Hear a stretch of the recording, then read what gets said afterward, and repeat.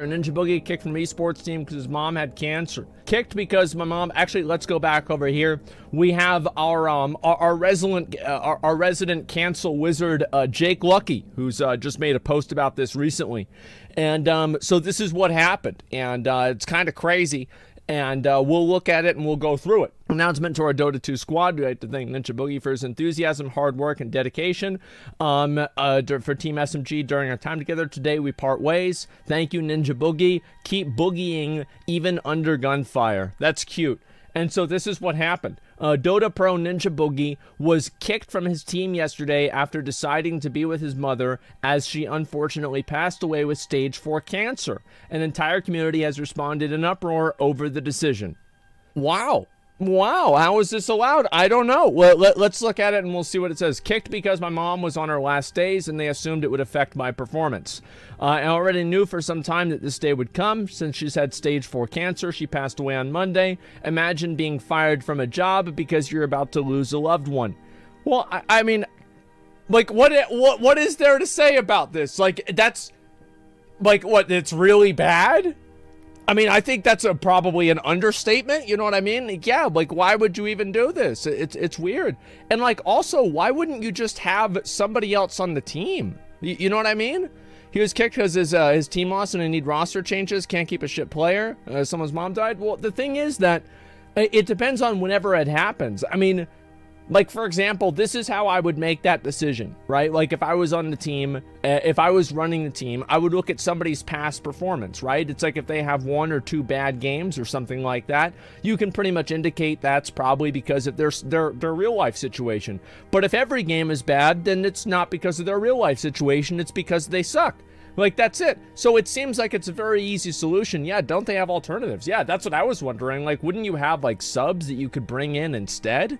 I think that's what's easy. Yeah, use an alternate, etc. And sucks for the kid. They have subs. Exactly. He did suck. Well, if you suck, then you're going to get kicked out, right? I mean, that's all there is to it. And I just don't know if that's what it was. I mean, I would wait to hear at least what the team would say, right? Because obviously this is a very big controversy, and people have brought this up to me for the past 3 or 4 days or so.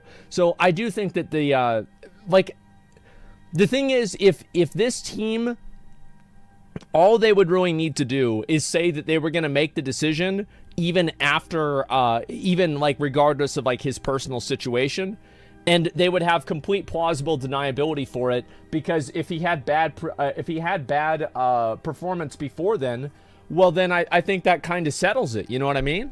Like, yeah, that pretty much settles it. The timing is bad. And like, if I was their team, listen, Team SMG, let me offer you some PR advice from somebody who everybody hates on the internet, okay?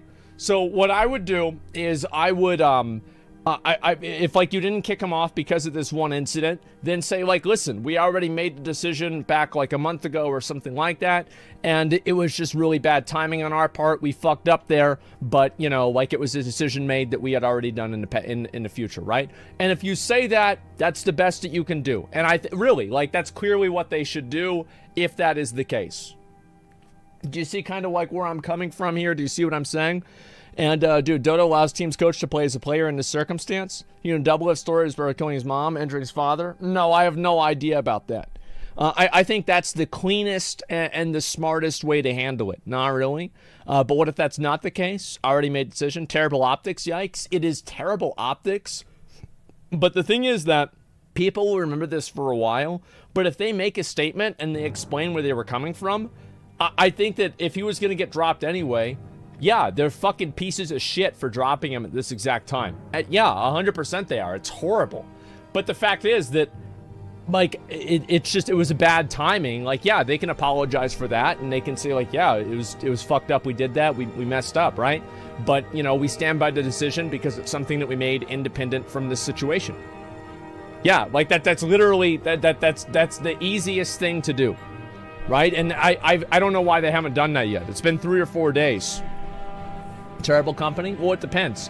Let me go back over and we're going to look at the rest of this. This is where the music gets loud. I usually skip ahead here. So let's look at the rest of the post about this too.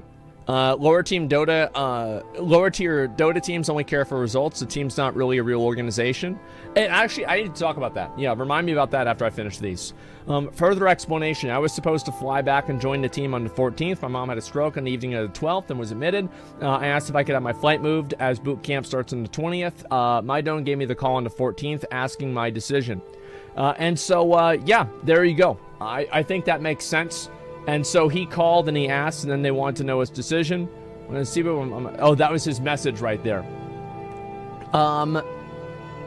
Yeah, I mean, that's fair. I think he made the right decision. And this is something that I think a lot of esports players need to understand, is that the teams don't give a fuck about you.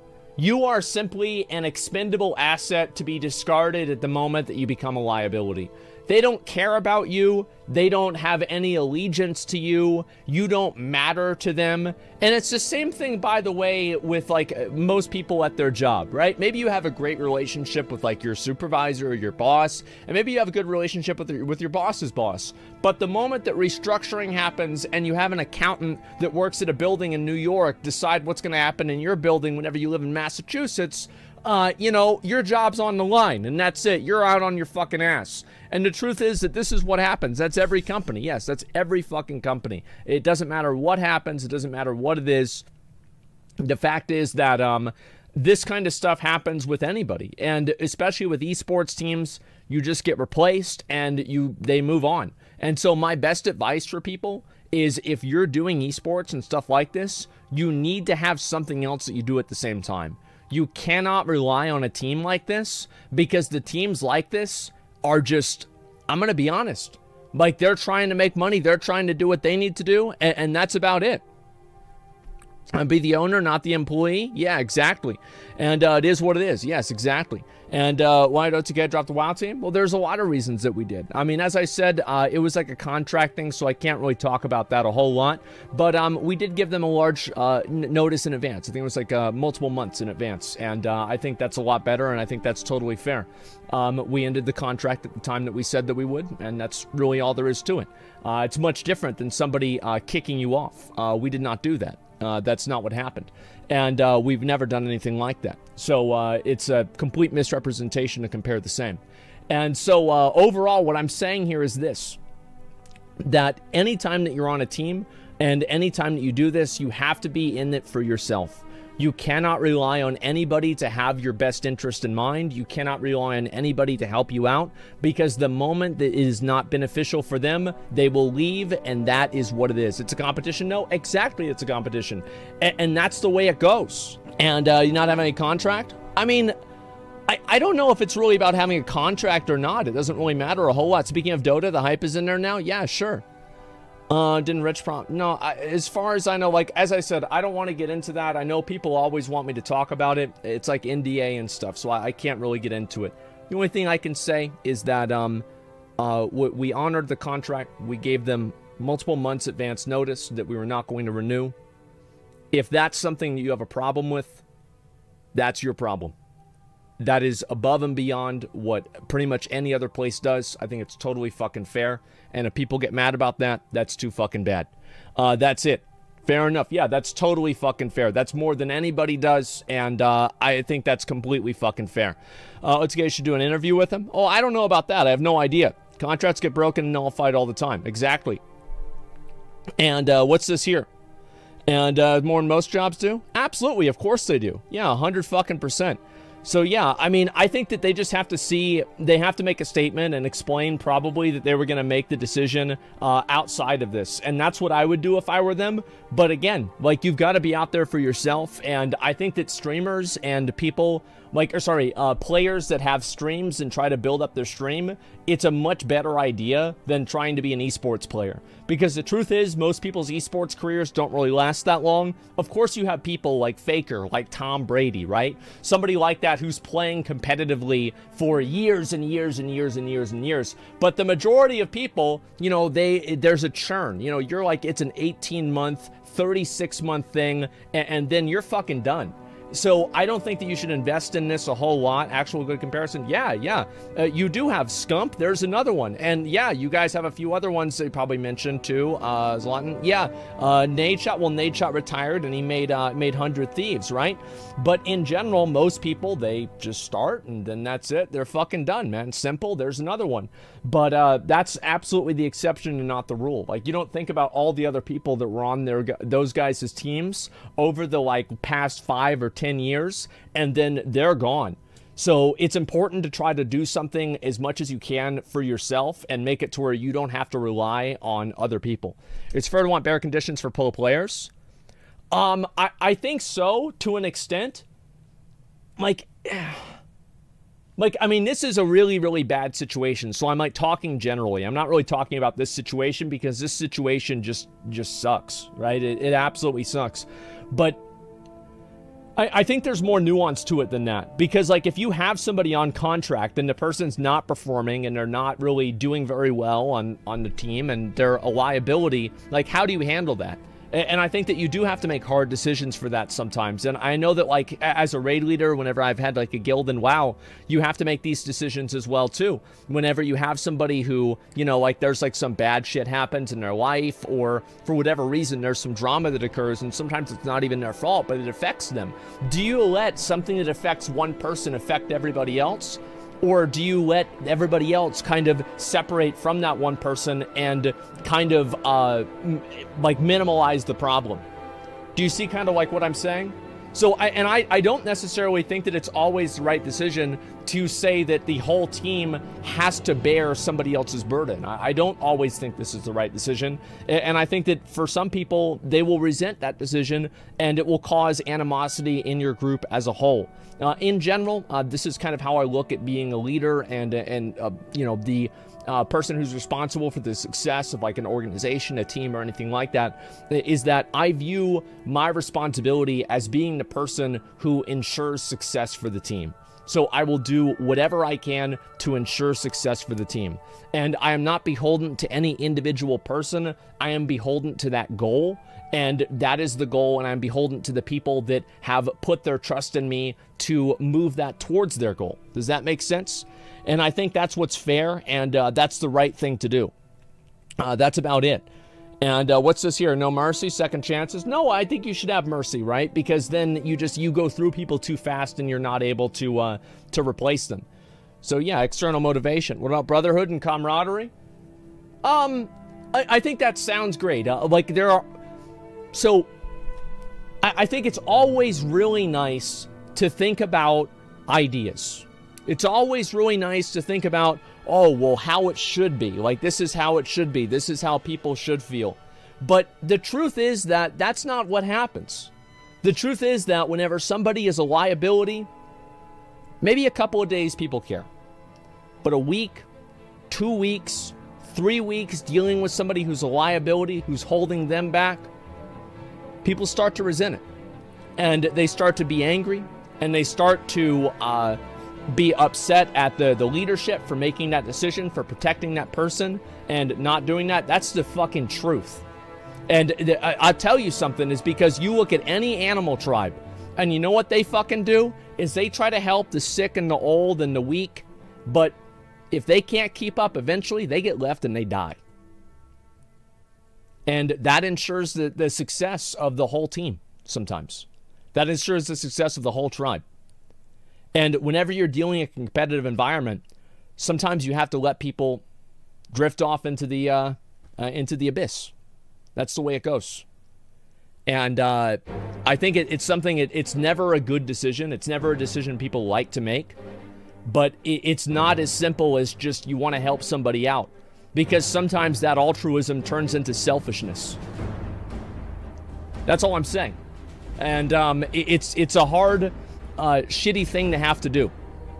Yeah, it's exactly what's going on right now. Yeah.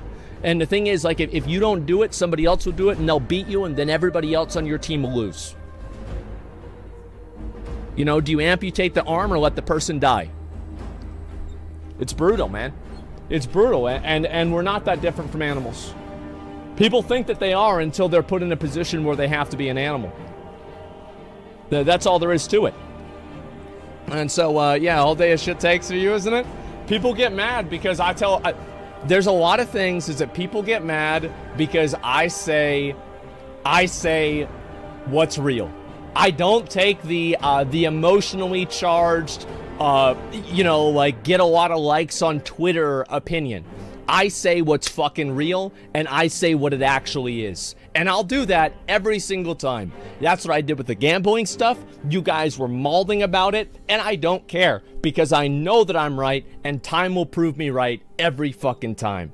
So there's no reason for me to be upset about this. There's a lot of people calling me an asshole, but there's nobody saying that I'm wrong. So that's probably my favorite place to be in. So let's go back over here and we'll look at the rest of this, okay? Was it going to be late? Yeah, and like maybe that's it, right? I'm not saying that this was the case. I'm talking in a general sense. I think this team's probably a piece of shit team for doing this, and I think they should at least apologize to him on a personal level, right? Maybe even publicly. I think they should. But I'm just speaking in general, is that it's not as simple as you might think it is. That's all I'm saying. And so let's see over here. And we will watch this video in a few minutes, absolutely. And let's see here. And I feel someone put the speculation about OTK. Well, people are going to do whatever they're going to do. I mean, obviously, like, nobody likes to be speculated on that way. Of course not. It's awful for that to happen. But that's the way it goes. Whenever you're a public figure, or you're a public entity, or you have anything like that, you open yourself up to public speculation. And it doesn't make it feel any better. Like, you can acknowledge that, right? And you can say, like, yeah, this sucks. And like, I can empathize with somebody who feels that way, but you can't stop everybody from thinking something. You can't stop people from talking about something on like Reddit or on Twitter or something like that. You can block people who attack you with it. You can do things like this, and I do that all the time. But the truth is that once you're out there and you get into the arena, I mean, sometimes that's what happens. And if you put yourself out there, you're going to have people that are going to shit on you. You're going to have people that are going to call you a liar, a cheat, a bad person. And in ways that are completely unfair, by the way. It's not like this is, oh, well, you know, like this is some bad thing I had happen. No, it's just, it doesn't make a difference. Yeah, it's just the way things go, man. And so I'm going to 2v1 them. Well, I think there's a lot of people that have to do that. I'll watch this video in just a few minutes. 100 Days of Lost Ark Part 1. I'll watch that. I actually have that on my watch later, so I'll get into that quite soon. And then they'll shit in your bed. Yeah, there you go. And yeah, so that's a playground, and them's the rules. Yeah, I think that, like, that doesn't mean that you can't empathize and, you know, kind of you know, say that it's bad whenever people start like a rumor or something really negative about somebody that upsets them. I don't think that these two things are mutually exclusive, but it's like one of these things like this, right? It's like if you leave your car unlocked, there's a good chance it can get stolen out of, right? Is it good that are you like saying that stealing's good? No. Or are you, you know, like making excuses for stealing? No. Are you blaming the person who left the car unlocked for stealing? No. But you're just saying it's going to happen. And that's all there is to it. It's going to happen. And if you don't tell people that and you don't acknowledge that, all you are doing is you are doing them a disservice, because you are not telling them the truth. You are lying to them to make yourself feel better. That's what you're doing. So yeah, and some people leave their cars unlocked. Yeah, exactly. Just treat people like disposable tools. People are disposable tools, and everybody is. That's all there is to it. See, and you probably do the same thing. It's just the only time that there are people that can. Yeah, that's all there is to it. Like, this is just the facts. Like, I understand that. Like, here, let me give you an example. Yeah, human resource. Yes, let me explain this. So I'll give you a personal example, and you guys can tell me how you would look at this. Let's say you need your car fixed, and you're going to your mechanic, and for whatever reason, your mechanic is not able to do the work for you because of, you know, like, let's say a personal issue. He's going through a divorce or something like that, and so that's not going to happen. Are you going to sit there and let your car not have anything work, have to, you know, like, not go to work that day? Are you going to have to, you know, put your family at that risk, etc., because of that person, the mechanic? Or are you going to go somewhere else and have it fixed somewhere else? Well, the odds are you're going to go somewhere else. It's the truth. That's it. Yeah, we're not dead. People are disposable all the time. And so are you, and so am I. That's the truth. The faster you realize that and you understand that, the faster you can live in reality and learn to appreciate what you have. That's all there is to it. That's true, but it's also false, dude. Yeah, that's true, but that's also false, dude. Anyway, let me look at the rest of these, and we'll look at the rest of the time and not the next. Yeah, sure. Stop trying to sound smart. Oh, I'm not. The thing is, like, you're not upset. You're just upset because I'm saying something you don't want to hear. You're just upset. I'm saying something you don't want to hear because, like, you're getting mad about this. You're getting upset. I'm not trying to sound smart about this shit. I'm just telling you how it is. Yeah, I'm just telling you how the fuck it is. Yeah. And that's it. What I missed so far? Yeah, people get mad and they get upset about this. Like, here's the thing. I don't need to prove it to you because life will do that for me. I don't care. Like, you don't have to agree with me. Yeah, you don't have to agree with me. Like, it's gonna happen no matter what. All I'm saying is this is what's gonna happen. That's all there is to it. Yeah, I'm telling you guys. Yeah, it's just, that's all there is to it, man. It's all the same story. We're not getting ahead too much. I don't know what that means.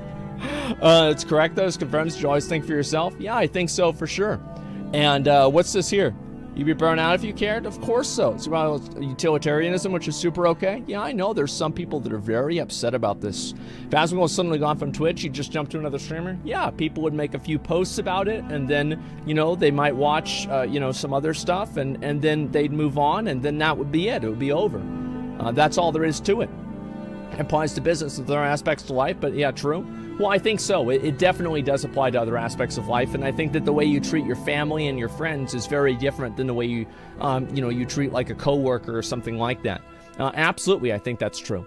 Let's see here. Horde equals 100 clears. Alliance equals 9 clears. Damn, the faction imbalance is getting bad. We probably should watch this one. Because this is the way I feel right here as an Alliance player. It's absolutely awful. Yeah, it's so fucking sad, man. Yeah, it's so fucking sad. Always was. Yeah. And what's this here? Cutting players could affect morale of the team? Yeah, I think so. It's really important to keep that in mind too.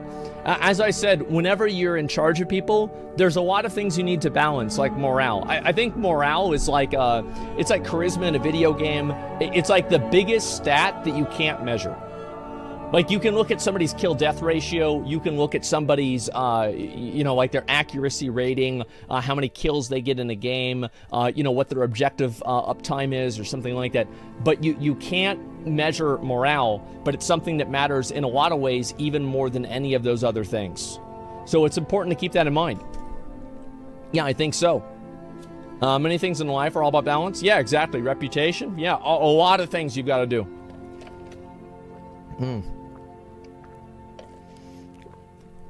Let's see what the rest of this is.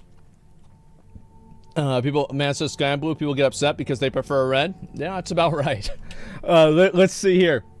Sleep, not woke. What is this here? Race is just a number? What? Overwatch? What?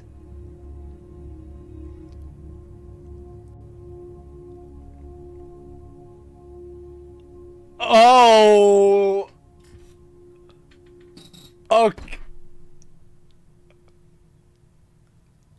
Okay. The chart. Holy shit. I was like, what is this? Like, is this some sort of like woke idea, whatever? I was like, what is this talk? What are they talking about? What's the chart? Yeah, exactly. Fill me in. Blizzard had a chart where they basically itemized everybody's level of diversity and turned it into a number, and then they had each individual character in the games, and then they rated them based off of those numbers. Like, are they, you know, what their sexual orientation is, you know, if they're disabled or not, this kind of stuff. Yeah, this is Blizzard. Are you serious? Yeah, of course I'm serious. It's Blizzard. That's what they do. That's what they do. Instead of making games and stuff, is they worry about this stuff. I think Blizzard, you know, the best thing they can do is shut the fuck up and make video games. Nobody cares what your opinions on social issues are because you just had a huge scandal about sexual harassment and people killed themselves over it. So just shut the fuck up. Nobody wants to hear your opinion anymore. That's it. It's like, for example, Like, imagine, you know, like we just recently had the shooting that happened at, like, Buffalo. Imagine if O.J. Simpson came out and started talking about that. He wouldn't be wrong, but nobody wants to hear it from you. Shut up, O.J. Nope. That's the last person we want to hear it from. And so that's the same way. It doesn't really matter, like, whether you agree with it or not. I mean, some of it, I think it could be good to have characters that are diverse, etc., right? Should you rate them on a number scale? No, you shouldn't, because that's weird.